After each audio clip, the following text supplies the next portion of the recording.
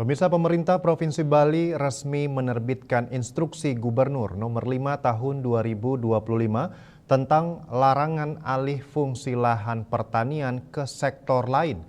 Menurut pengamat pertanian Profesor I Gede Sedana, kebijakan ini menjadi langkah strategis di tengah semakin berkurangnya lahan produktif akibat perkembangan pariwisata industri dan perumahan.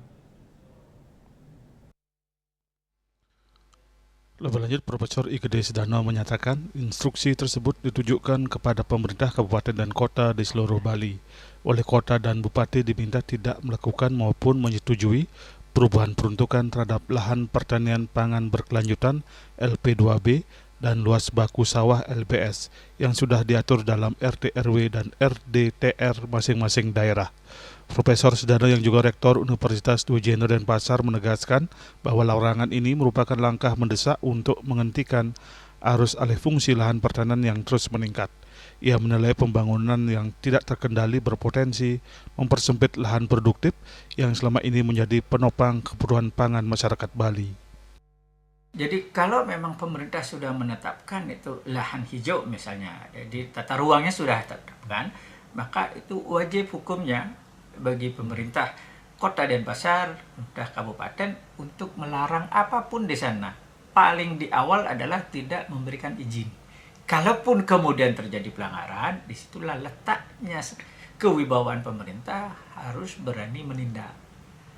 Jadi tegas di sana, sehingga saya sering menyampaikan ada law enforcement dari pemerintah Kota Denpasar dan Bupati yang ada di Bali. Ini mari kita taati berbagai peraturan yang ada, yang utamanya terkait dengan tata ruang, kemudian LP2B, termasuk dengan lahan sawah dilindungi itu. Selain itu, pemerintah untuk melindungi para petani memberikan insentif kepada mereka yang tidak melakukan alih fungsi lahan seperti penyediaan sarana produksi, benih, pupuk, dan perbaikan irigasi, serta subsidi pajak dan asuransi bagi petani. Kemudian LSD, lahan sawah yang dilindungi, itu sudah ada, bahwa pemerintah memberikan insentif kepada mereka yang tidak melakukan alih fungsi lahan pertanian.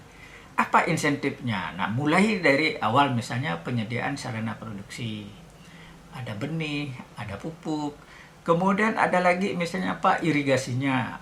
Kemudian apalagi misalnya kalau memang pajaknya di sana mahal, pemerintah akan turun di sana. Hadir pemerintah di sana untuk meringankan beban pajak, atau bahkan kemudian pemerintah akan menanggung seluruhnya.